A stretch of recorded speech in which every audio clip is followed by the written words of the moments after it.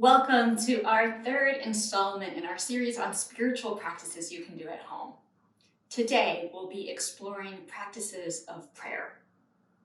Over the course of the pandemic, when we cannot worship together in person, we gather online together, connected through cyberspace, through our screens, through a series of ones and zeros going up to space and back together again.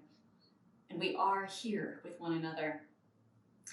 We are forced to separate, and yet we have an interesting opportunity. In quarantine, we can begin to cultivate spiritual practices in the comfort and isolation at times of our own home, when under other circumstances, we might not take the time to do so. Spiritual practice is done best over time, like exercise.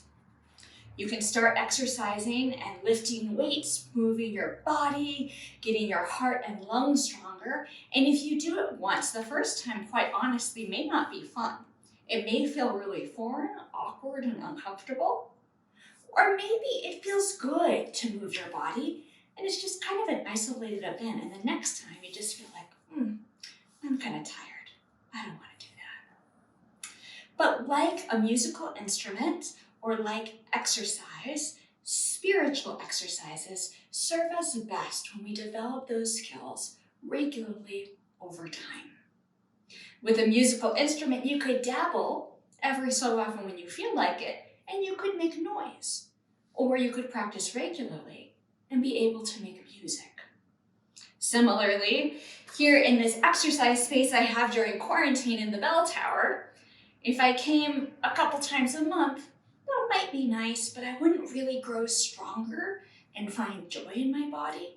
It's when I go daily that through moving my body, I also move my spirit. So it is with spiritual practices. We started our spiritual practice series with altar building earlier this fall, and then by our shoot ministerial intern who led us through Lectio Divina. And today, our third part in the series is prayer. In our tradition, we associate prayer with formal language in the middle of our church service in our neo-Gothic space with a 50-foot vaulted ceiling and a rose window. Often we come to church dressed in nice clothes. We come from a tradition in which it is often true that people want to wear their Sunday best to church. So praying outside of that context may feel a little foreign to us. We need not be in a separate sanctified space or the physical space of our church building. We can be right in our very own home in any room that we feel comfortable in. We do not need to be wearing our Sunday best or whatever clothes we feel most comfortable coming to church in on Sunday. We can be in our pajamas or our workout clothes, whichever feels like gives our body the movement and expression. The most important thing is to be who you are, where you are now. So let us enter together into a workshop on prayer. Our workshop today will be based on the work of colleague Reverend Eric Walker Wickstrom, who wrote the book Simply Pray. He is also featured in the book Everyday Spiritual Practices by Scott Alexander, contributing the chapter on prayer. Eric will walk us through building prayer beads in a way that is accessible for every Unitarian Universalist of any kind of theology, orientation, or belief. I hope you'll come along and join me. This first time, kind of like a cooking show, you can watch me assemble these prayer beads and talk you through it, and then I'll go through it once on my own for you. And then this video will remain up for viewing later, both in the context of this whole worship and as a standalone video in our spiritual practice playlist here on our YouTube channel. So if you'd like to make your own, you can then purchase the beads, see the comments, and they'll tell you exactly what you need to find around the house or to purchase online for just a couple of dollars.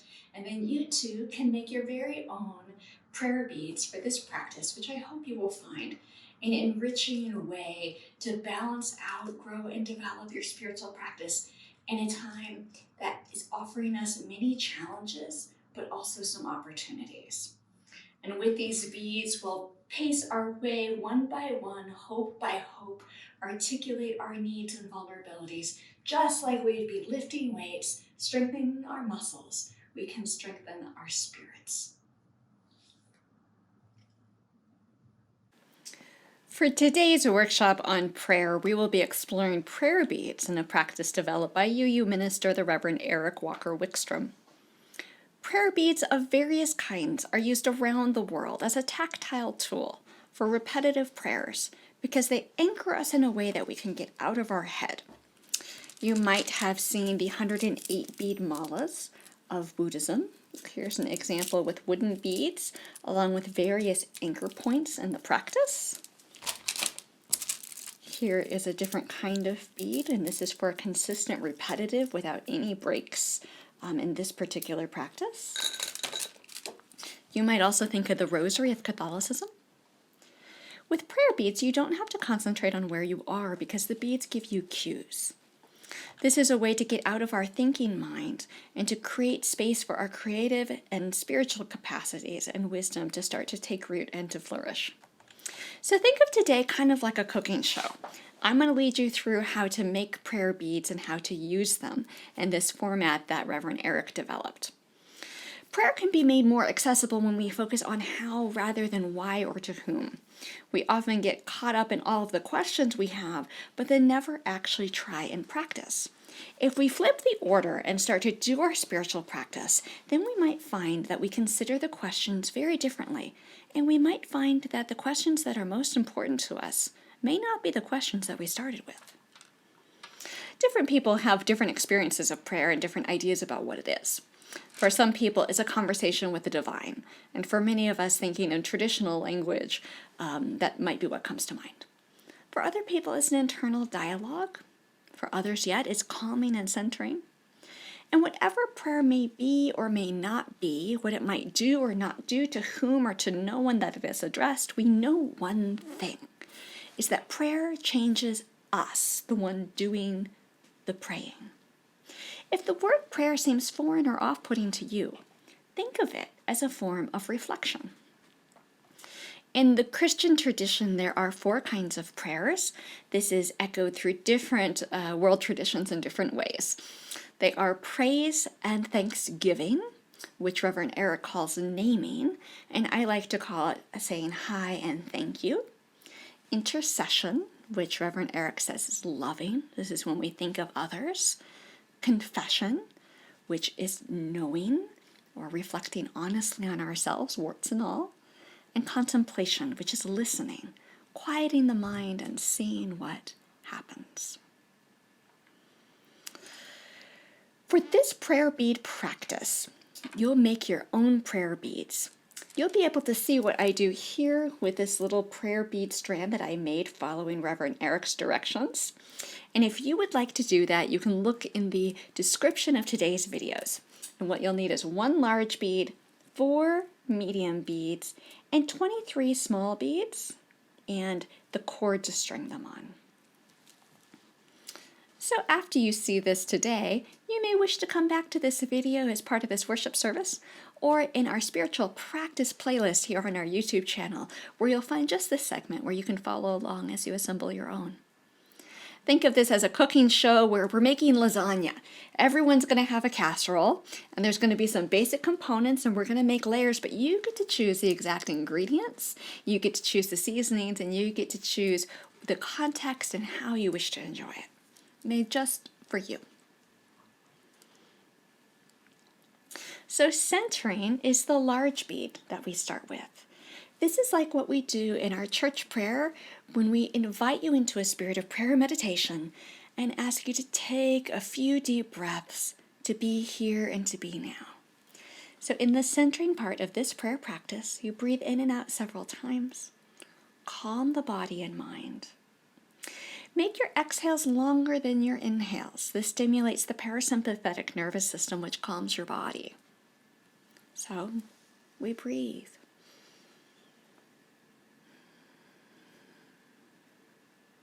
You can linger here as long as you like on this large bead as your time to center. then just like exercise and just like cooking where you would set out your ingredients or you would start with some stretching, we have a warm-up of 4 small beads. So the next beads you would string are these 4. And you can use them in a different way each time or with different seasons of your life and spirit. You could use a stanza of a poem, 1 stanza for each bead. You could do a hymn verse for each bead. You could also make each bead a deep breath. So for the first medium bead, this would be naming. These are traditionally known, the prayers of praise and thanksgiving. I like to call them saying hi and thank you. So here you'd name the holy and the things you are thankful for. So for some people, they like to imagine a higher power that is personal, and in a lot of traditional theological language, this is the case. The Islamic tradition has 99 names for God. Baha'i prayers have long lists of names of God in which the entire prayer is names of God. Hebrew scriptures have many as well, and so does Christianity. Pantheons of gods and goddesses throughout world indigenous traditions. Mother Nature. For some people, they like to call upon wise people, humanitarians, the human spirit, or the ancestors, or the communion of saints. You can also make up your own. One of my favorites for naming is the force that makes the roots go down and the leaves go up. We know a lot about it, but we don't really know what makes that happen, and I find that really sacred. Many people don't wish to imagine the divine as personal, or that's not how they experience it. So you can think of attributes you might ascribe to the sacred, or simply something bigger than yourself, something that feeds your soul. It could be joy, life force, the breath, the love of humankind, the interconnected web, the cosmos. So whatever that thing is that you're going to say hi to, then lift up some thanks. Things you're grateful for, large or small, serious or silly. Spiritual wisdom and psychology studies show significant changes in our mental health, our outlook and behavior when we cultivate and name gratitude. And when we change ourselves, we start to change how we're interacting with our world and with other people. And that can dramatically change and impact the lives of those around us and our own. Between each medium bead, there are 5 small beads, which are a breath prayer. Think of this as a space in between each landmark where you're going to move out of your thinking brain and into a meditative state. If you were singing a song, this would be the chorus you would come back to. That after each new verse, there's another layer to it that's richer and deeper, but also a comfort of landing back on something familiar. Or if you're thinking back to the lasagna, think about these 5 beads as your next layer of lasagna noodles. So you can decide how you focus on your breath or a phrase. It's a 2-line phrase that can be said in rhythm with your breath or 5 deep breaths. I like to do the meditation on breathing, the one of the hymns in our teal hymnal. So for each bead, when I breathe in peace. Bead 2. When I breathe out love. Bead 3. When I breathe in peace. Bead 4. When I breathe out love. May it be so, and amen. Bead 5. The second medium bead is knowing, or in traditional language, confession. This is about knowing yourself. Reflect on your life as it is today. What places call for reconciliation or atonement? Those are traditional language that may or may not speak to you or you can reclaim. It's really about finding, is there a nagging sense in your heart of something that needs your attention? Or is it just something feeling off that you're unsettled by? This is not about guilt, shame, or self-criticism, but honest self-appraisal, akin to the searching and fearless moral inventory in the 12-step program. It's about knowing and accepting ourselves, warts and all, and loving ourselves enough that we won't let ourselves stay that way. It's about living into a bigger, more robust way of life. You can spend as long of time thinking in language or in feelings, in word and sound or silence on this bead And then you move to your next 5 small beads. That's your anchor, that's the next lasagna noodle. And in my practice here, it's the meditation on breathing. When I breathe in peace. So on and so forth, like the chorus of your song. The third medium bead then is listening. In a traditional theological language, this is contemplative prayer. This is a place for revelation and not discourse. This is for listening rather than speaking, wisdom rather than knowledge, and silence rather than sound.